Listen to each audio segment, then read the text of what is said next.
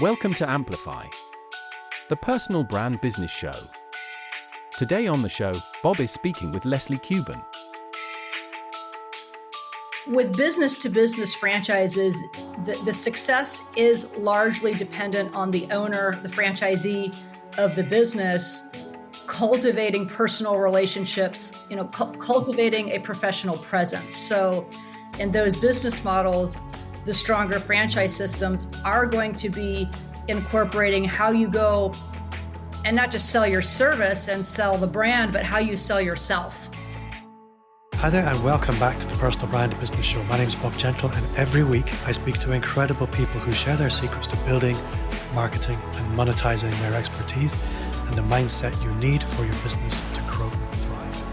If you're new to the show, then while you still have your device in your hand, take this opportunity to hit the subscribe button, whichever device you're listening or watching on. That way you won't miss a single thing and you'll make me very happy because every subscriber counts. So we've spoken about lots of different things on this show. We've talked about people starting businesses, people buying businesses. We've never spoken about franchising. So this week we are going to do a franchising special with my Queen Empress of the franchise, Leslie Kuban. Leslie, welcome to the show. Well, thank you so much, Bob. I'm happy to be here. So I have many questions, but before I dive in very enthusiastically to my idle curiosity, can you maybe just tell us a little bit about who you are, where you are, and what it is you actually do? I'd love to. Thank you. So I have an advisory business in the franchising space. At any given time, my company is working with several hundred franchise companies, largely in service industries. So think home services, business services, personal services like pet care or healthcare or education. And we help these franchise companies grow by recruiting and educating qualified new entrepreneurs who want to have their own business and are exploring their opportunities in franchising. So we're a quirky way to say it is we're a matchmaking service that brings two entrepreneurial parties together in an appropriate match. So this is the Personal Brand Business Show, and I think it would be very easy for the listener to assume these big franchises, it's the franchise brand that takes precedence. But actually a lot of these businesses, these franchise-oriented businesses, they are local family businesses a lot of the time. Before we maybe kick into the franchise world in general, can you maybe speak to the value of the personal brand within the franchise context? This is an important question, Bob, and I'm glad that we have the space to talk about this because one of the, I'd say, pretty significant misperception that people who are new to learning about franchising think is exactly what you said, that you can just lean on the brand credit of the franchise, their name recognition, their long-standing presence in communities as your marketing tool. And I'm not saying there is insignificance to that because it can be a great value. But as you've said, these are still local, largely family-run businesses. And when you look at the people who achieve the highest levels of success, they're not just thinking this is Field of Dreams, Kevin Costner's movie Field of Dreams, where you build it and they come. And actually, I have a personal story about that.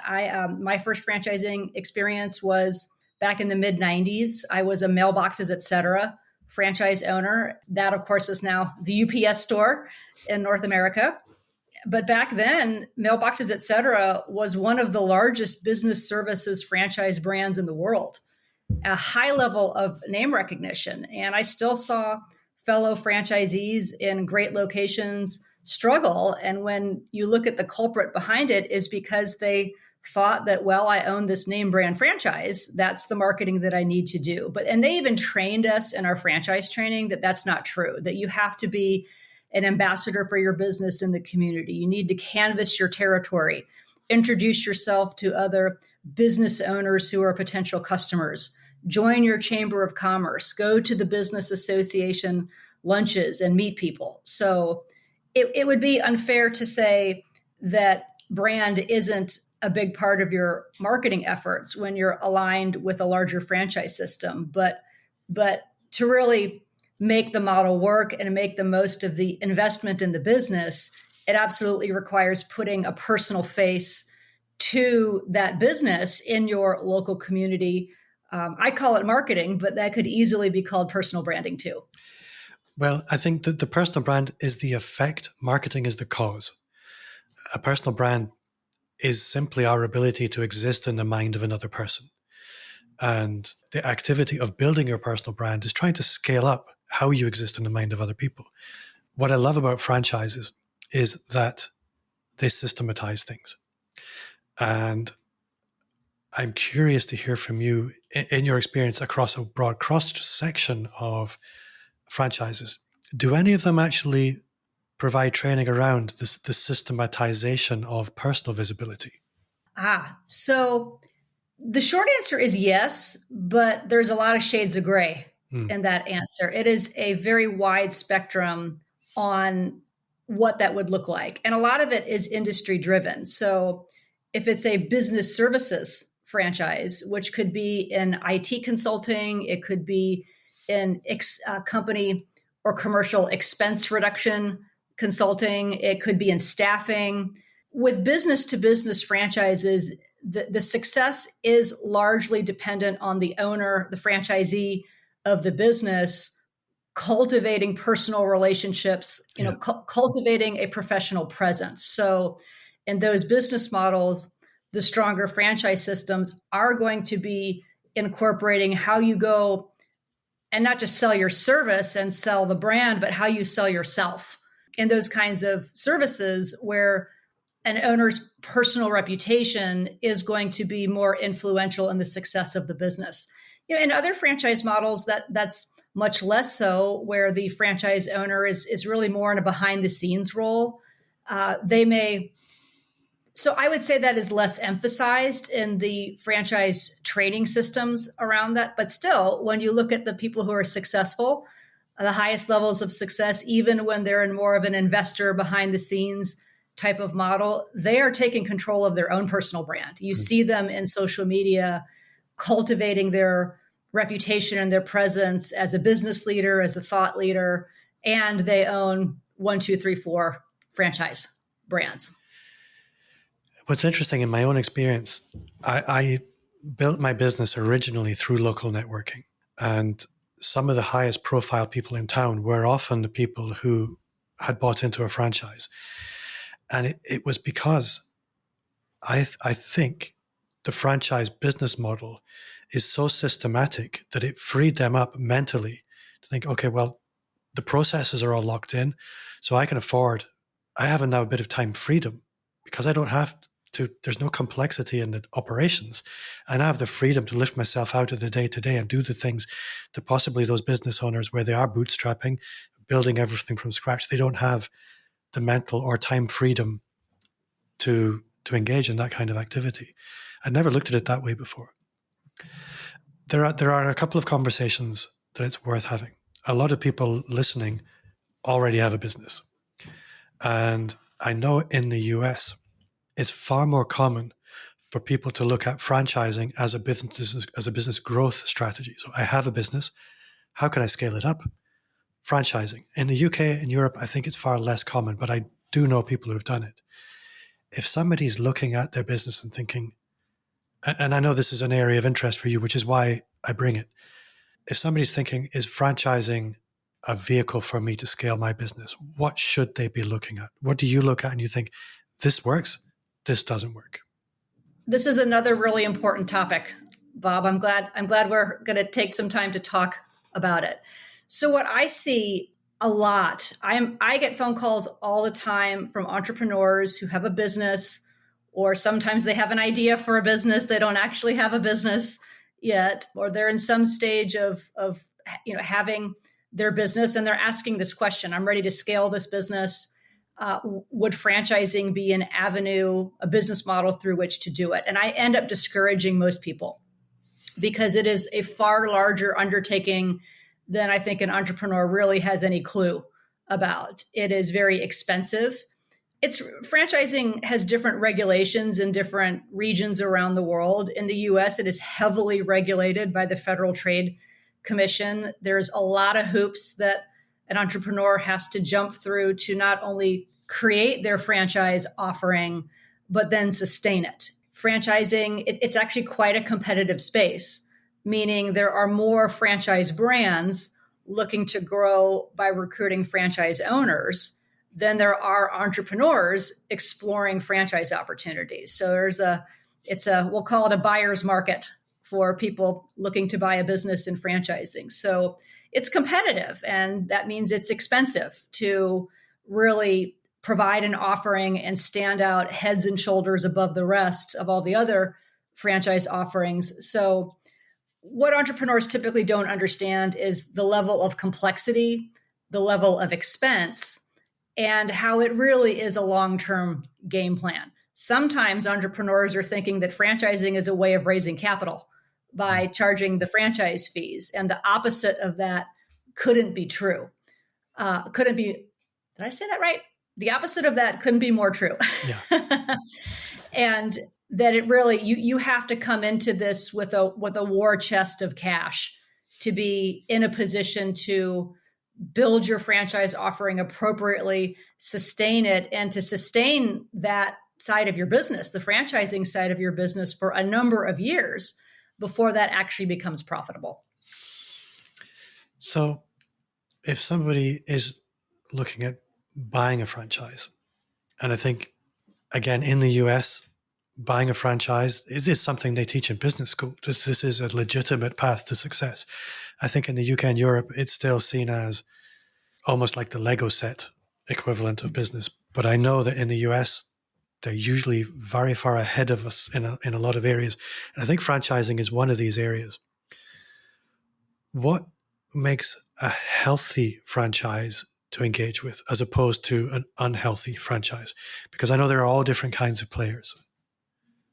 So it comes down to resources, talent and cash, very simply stated. And on the talent side, when you go into the franchising business, you are now in the franchising business. It's not so much you're in the roofing business or you're in the staffing business. I mean, you are, but now you are primarily in the franchising business, which has its own dynamics, its own wisdom base in order to go about it correctly.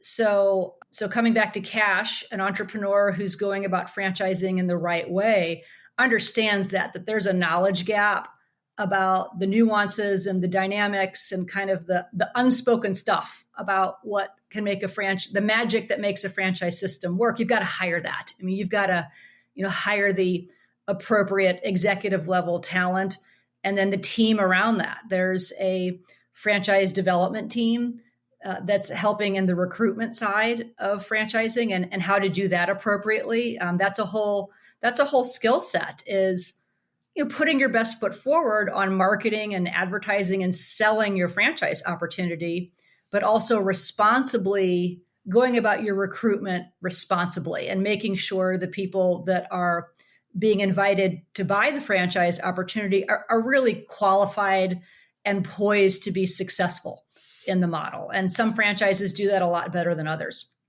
Then there's the whole support side of it, that you've got to have the operations team, the field support team to help these new franchise owners be successful. So I'd say it's an awareness that you've got to be able to hire these layers of expertise to make the franchising side of your operations successful. And you have to have the cash to do that. So you work with both sides of the transaction, the buyers of franchises and the sellers. From the buyer's perspective, what are the most common complaints when they feel things aren't working well? They feel vulnerable and left to fend for themselves. You know the question I'm looking to ask, so I'll let you just fly with it. Yeah.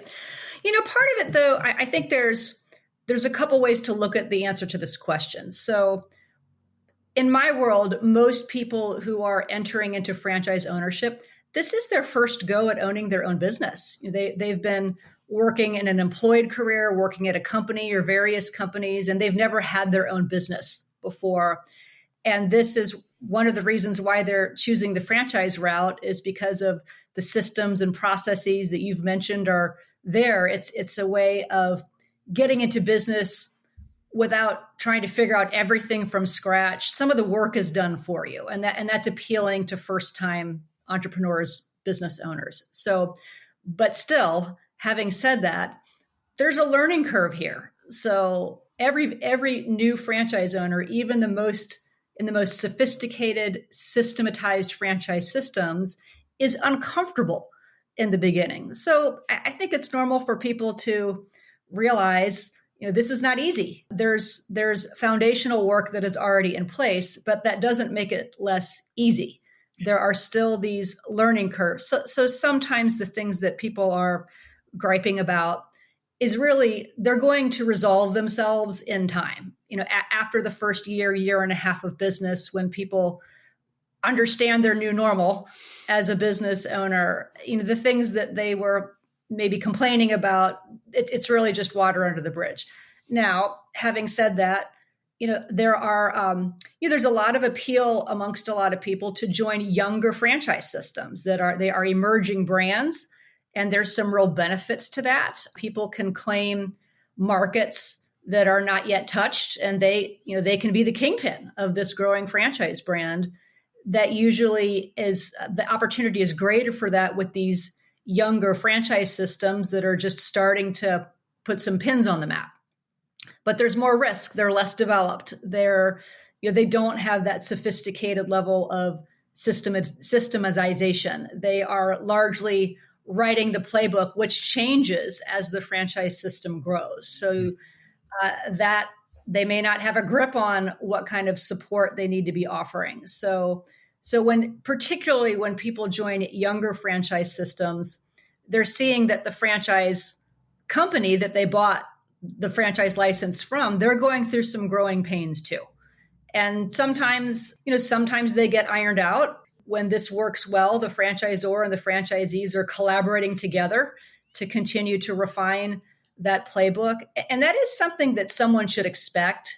If they're joining a younger franchise system, they should expect that not every detail has been even encountered yet for which a system to be created. So I think that's an expectation that people should have going in if they're making that choice. But still, if that has not been responsibly and appropriately vocalized by the franchisor, the people who are selling the franchise, they should be setting these expectations up front. And if they're not, that's where the gap in expectations and the vulnerabilities and the rightful complaining comes in. So one of the things I love about speaking to experts, people who have done the same thing many, many times, is they instinctively see, okay, this is going to work and this is not going to work. And you will know when you meet somebody, you would make an awesome franchisee. You probably not so much. If somebody at home is listening or watching thinking, maybe, maybe not, how do you identify an A-list franchisee? Love this question. Thank you. So there's some common traits. People who are successful, who become successful franchise owners, it has nothing to do with their education, and it doesn't have anything to do with having a specific kind of career background. When I'm speaking with someone who, they've developed some skills, they have developed a toolbox of talents in some vein of business. Maybe that's customer service. Maybe that's project management. Maybe that's sales. Maybe that's marketing. That talent can be leveraged into certain franchise businesses. So that's one of the things we want to look for is there some kind of a talent match, which is different from experience. So I do think it's important to draw that distinction that most franchise companies don't want people who directly come from their industry, because they bring all their habits, they bring all their biases, and the odds are just too darn high that those habits or biases are going to conflict with something in their model. So they're looking for people with transferable business skills, but a clean slate in terms of their industry, and they want to do all the training for that. Another component is, people need to be collaborators. They need to be team players. You can't be too much of a lone wolf if you're going to fit well in business ownership a la franchising, because you have immediate other stakeholders. There's the franchisor that is your business partner.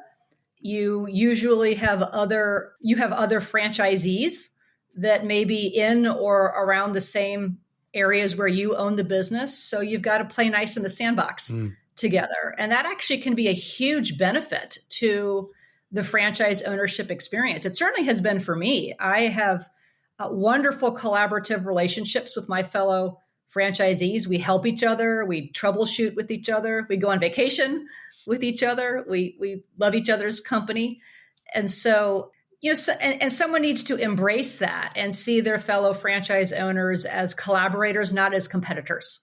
So, and they're also, there's got to be some patience. People need to bring a quality of patience to undergo the learning curves that I've already mentioned. And success takes time. I think that's another misperception that people might have about franchising, because it's proven and it's successful. That means it will be an instant success for you. Yeah. And that really isn't true. So one does have to have the patience to undergo their learning curves and see the business model through to the point where it is successful for them. So the reason we're speaking is because you are very well known as the matchmaker, putting the franchisee and the franchises together. Some might call that a broker. I think that's probably somewhere in your title. I know so there's been phases in my life where I've toyed with the idea of buying a franchise because I was frustrated and I just wanted to plug into something that already had everything figured out and I could just pour my enthusiasm into that. But then you come up very quickly against the diversity of opportunity and the almost impossibility of trying to work out the relative merits of different options. How should people go about, let's call it shopping for a franchise opportunity? If they are thinking, I want to go the franchise route, how can you safely navigate the options? And obviously it's a slightly leading question because of your role, but. Right, of course. Of course, I'm biased in my answer. I'm going to tackle that so the first thing that anybody and everybody is going to do is go on the internet and start doing some internet research on franchise opportunities. People will commonly, they may have a certain industry that they think would be a good opportunity. They see a lot of people own dogs and spend a lot of money on their dogs. So they start researching pet care franchises, or they've had an experience with an elderly parent care, or they know people who have, and they start researching, well, that's a highly needed kind of service. So they start researching that. So people may start their research around a certain idea, or they're starting their research with the thought process of, I want to own my own business, but I don't know what. I don't have that burning idea. So what's out there in franchising? And they start searching best franchises and things of that nature. So everybody's going to do that. So I'm not even going to say don't do that, even though that's my answer, don't do that. Everybody does it. So I think that is an easy way to get very overwhelmed. But what it will do is start to give a new searcher in this a sense of the sort of things that are out there. It'll just give you a feel for the broad universe of different kinds of categories and industries that you will find good franchise opportunities within. So it can give you kind of a starting feel for the landscape, but that is never a way that someone can really, with a lot of confidence, figure out what's best for them. So what someone like myself, the process that we take people through and encourage people to do on their own, is to really do a lot of self-reflection first. So some things to do are to start to take an inventory of what are your skill sets. What skills do you have that you feel and would enjoy, that would give you energy lending to a business of your own? It's definitely time to do a financial inventory, because these businesses take money. There's no doubt about that. I'm going to ask you about that next. Yes. Yeah. So, really getting a handle on, what are your assets? It's time to be clear on your personal balance sheet. It's time to get really clear on what your personal cost of living is. And it depends on, some people go about this as a side gig. This is not a passive, low time investment kind of opportunity, but with help from a spouse or help from family, I do have a lot of clients that start their franchise while they're engaged in their job, their career, their other businesses. So you need to assess your time availability for something like this. Some people want to go about this full time. They'd love to leave whatever they're doing now, but they need to gauge if they can afford it. So, and that's part of the consulting that we're providing, is helping people think about this safely, responsibly. But you have to have a grip on what your cost of living is if we're gonna, if this is a total pivot from now into something new. So, and what are your goals? And be as specific as possible. What if you go into your own business in a franchise and 3 years from now, your life is a lot better because of it. What does that mean? Be specific about what you're trying to gain from this personally, professionally, financially. What problem are you trying to solve by buying one of these franchise businesses? And then, that's the sort of information that you take to someone like me, and someone who has been around the horn a little bit with all of this is going to be able to give some feedback around, are those expectations realistic? And that really is the first responsibility of for someone like myself, is to help someone assess, are you really poised to even look at this seriously right now? But so whether it's working with someone like myself or just your own independent research, before you go out Googling 100 franchise opportunities, having some of these building blocks in place on your end first will serve as filters to start to help to say yes, no, based on what you've, the homework that you've done on yourself. So franchises cost money. You mentioned that. And I know there's probably a huge range of prices and financing models.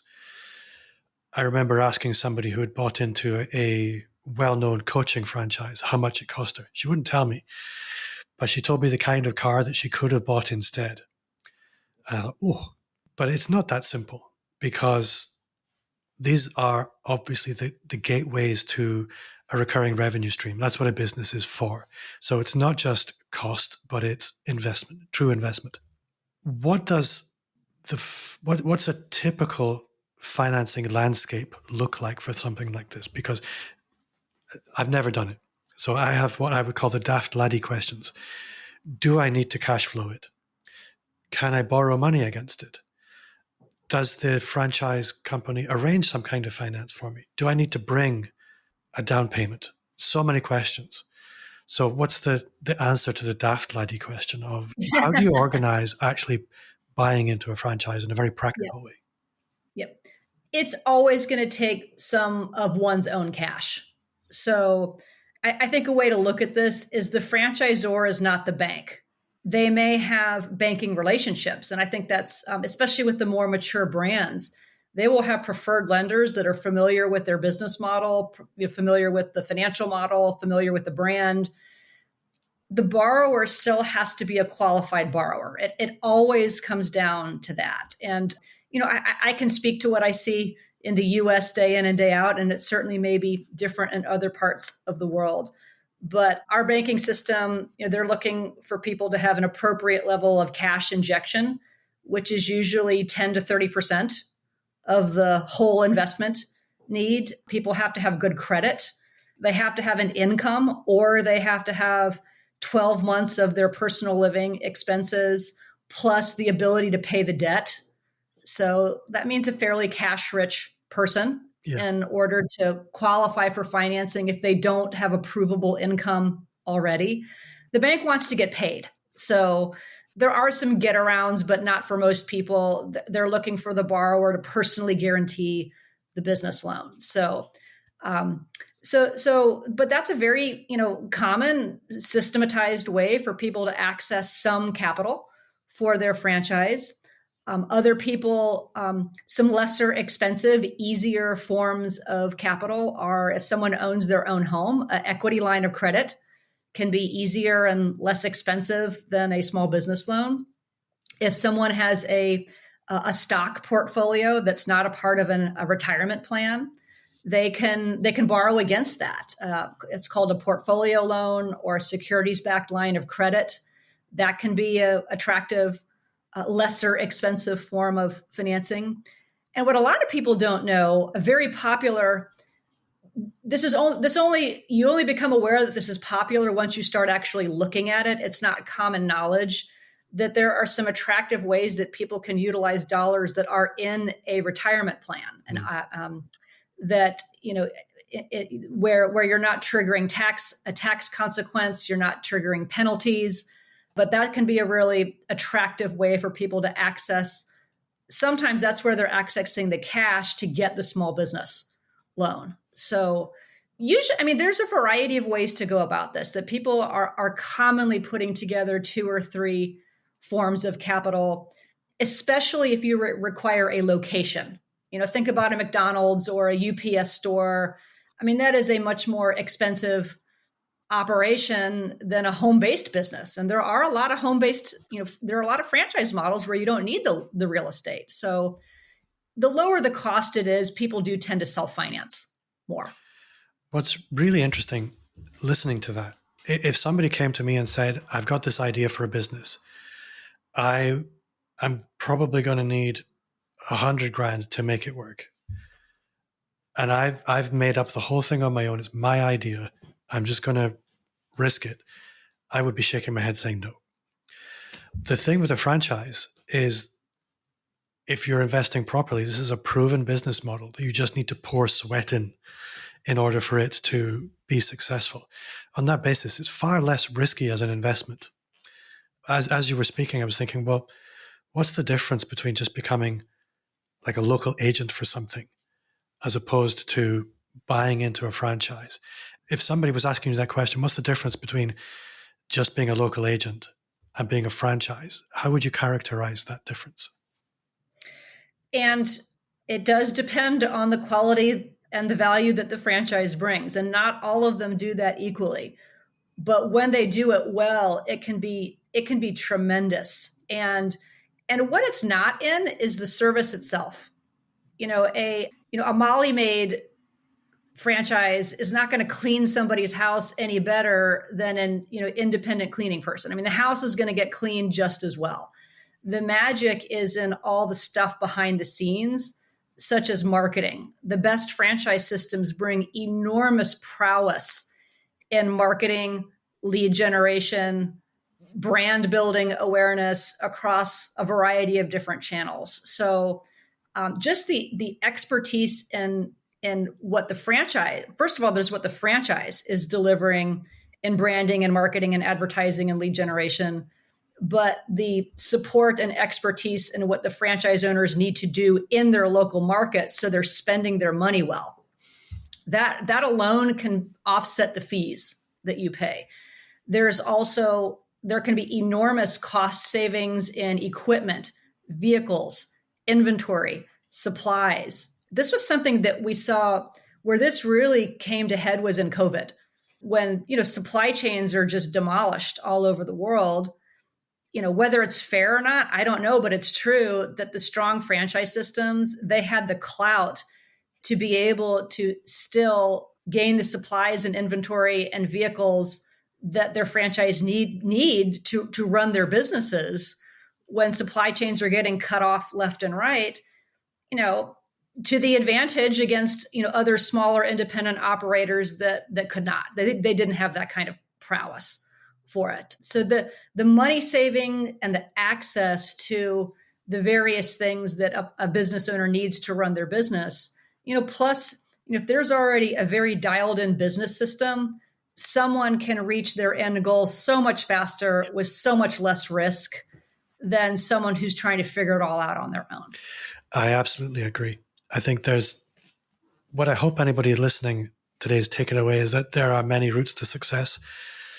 And if you don't have a really clear idea on what you want your business to be, but you want to be your own boss, franchising is probably, for a lot of people, one of the things they should be looking at first, rather than one of the things they should be looking at as a compromise. I think if you pick the right franchise and it comes in the right place in your life, it can be wonderful. Some of the happiest business owners I know are franchise owners. Yeah. I would contend also, Bob, that even the person who has an idea for a business, they should see what exists in that space already in franchising, because that may be your competition. And so at a minimum, having an awareness of who you're competing against and what their marketing budgets look like and what their penetration is. It's not a reason not to start your own business, but that would be part of your competitive due diligence, even when you have an idea, is to see what franchising has to offer in that space. That's really true. Leslie, if people want to go deeper with you, if they want to find out more about you, how can they do that? Well, I'm active on LinkedIn every single day. And so I'm pretty easy to find, Leslie Kuban with a K. So I would invite people to connect with me there. I've got a lot of content there. That's a great place to check me out. Leslie's very, very easy to chat to. I guess I need to ask you the one question I'm occasionally forgetting, very rarely now. What's one thing you do now you wish you'd started 5 years ago? About 6 months ago, I changed my personal daily routine, and that I went to bed an hour earlier and I got up an hour earlier. I go to bed at 9 and I get up at 5. And I don't do it every day. I mean, I'm not that disciplined, but it's really been that extra hour in the morning has really been a game changer for me. So I tend to go through these spells. I go through, a few weeks where that's my routine, and then I take a little break. I do live a little here and there. But when I'm on, the way I feel and my productivity, I mean, it is a notable difference. I'm very similar in that when I do get up very early, and I also go through phases where I try and do the 5 a.m. I manage it for a few weeks, and then I'm more of a 6:30, 7 a.m. person. But honestly, I go to bed early as well. But when you can get into an early morning routine, it is astonishing the disproportionate impact it has on your day. It's not just an extra hour. It's more. It's like an extra 3 hours. Interestingly, that is a really good answer. Leslie Kuban, you have been an awesome guest. I have really enjoyed this.